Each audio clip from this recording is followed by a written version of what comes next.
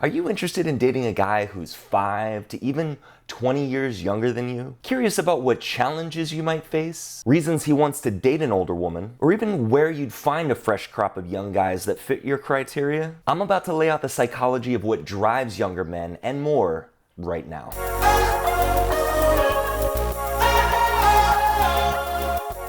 Hey everybody, I'm dating and relationship coach Ryan Patrick. So this video today is really for any of you that find yourself attracted to younger guys in general. So whether you're in your 40s and 50s and want to date a guy that's in their 20s and 30s, or you're a 28-year-old woman looking to date a 23-year-old guy, I've got some great stuff coming up for all of you. The first thing I want to do is lay out 5 considerations that I'd really like you to take some time and think about if you're looking at a younger male dating pool. Next, if those 5 considerations check your boxes, I'm going to offer you 3 major benefits of dating a younger guy. Finally, I'm going to propose 2 easy places that you'll be able to find these guys and put you 100% in the driver's seat of your interactions with them moving forward. So first, let's talk about those 5 considerations you should mull over before deciding to have a younger man in your life. The first consideration is his lack of relationship experience. Let's face it, age, it's just a number. We all know an old soul or two that should probably be 20 years older than they actually are right now. But with most younger men,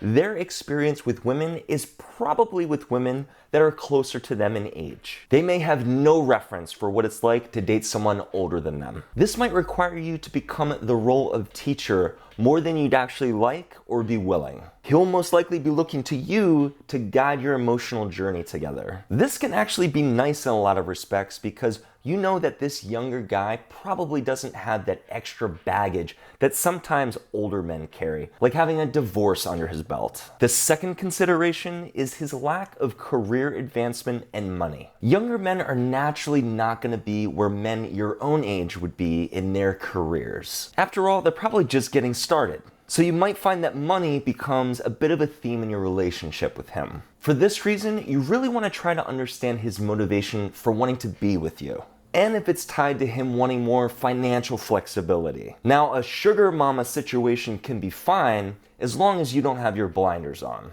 Does he really like you for you, or just the added perks, like your money?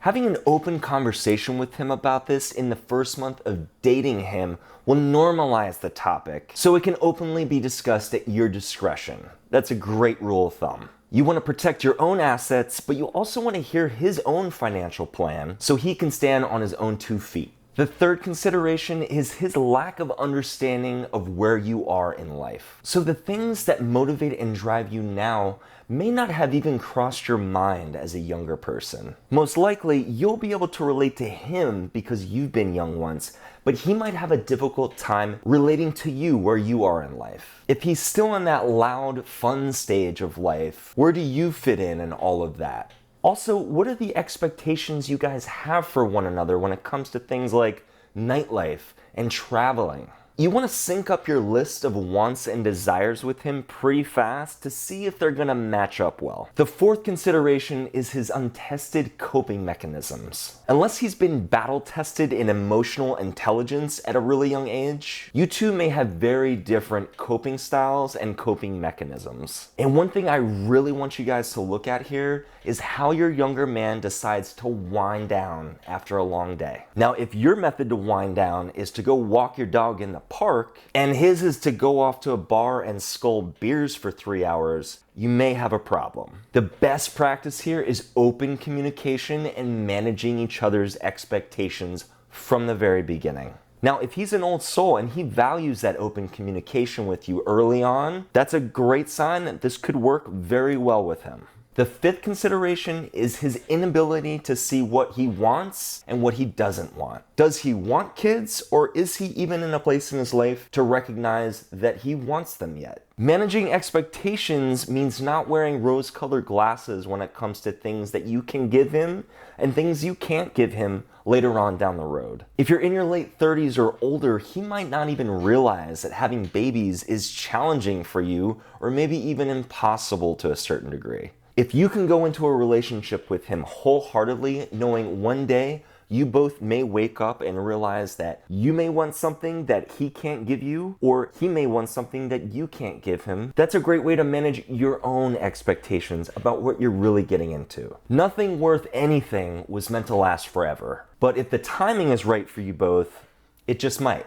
So if none of that is off-putting to you, then just understand that younger men do have the ability to infuse your life with a few things that older men typically can't. The first way is through better sex. Dating a younger guy just means you're dating him closer to his sexual peak, which is 18 years old. So even if he's 35 and you're 50, that's still 15 years closer to his sexual peak. Still super jacked about sex. It's also a much better match with your sexual prime, which is your 30s and 40s. Finally, when it comes to sex, you have an awesome opportunity to show him what you actually like in bed versus the other women he's probably dated and had sex with that are younger, maybe not quite sure what they like in bed or how to show the guy what they like and how they should be doing things. The second way is through a clean slate. As I mentioned a little earlier, younger guys just come with less baggage than older guys. They're typically still forming things like their work ethic and their value system within romantic relationships. If you have the opportunity to meet a man at this formative stage of his life, you're gonna be able to show him a unique perspective on how to handle life's problems and how to love someone. So if he hasn't had his heart broken, if he hasn't had a failed marriage, if he hasn't had these other negative experiences with women, there are just gonna be fewer obstacles for you two to hurdle together. The third way is through his hunger for life. Do you remember just having a really healthy sense of optimism when you were younger? So if a younger guy hasn't been worn down by the 9-to-5 grind or didn't have kids really early on, he's probably fired up. And if that's the case, this is an awesome opportunity for you to reignite your own passions and just get sucked into that energy a little bit. Now, where do you find these guys? Well, I want to give you 2 places that I feel would be a great place to start. Now, if you guys are okay with the online dating thing, I know some of you guys are, some of you aren't from reading the comments, and that's fine. I'm going to recommend either Cougar Life or a site called olderwomendating.com. I'll link to both of them in the description below. So I've actually set up profiles on both of these websites just so I could try them out, so I could review them on my blog. So if you'd be curious about what those are about and want to see my full review on them, I'll also link to those as well below. Now, if you're open to a sort of different approach with meeting younger guys or just want to open up your social circle in general, I'm going to recommend you start your own meetup group.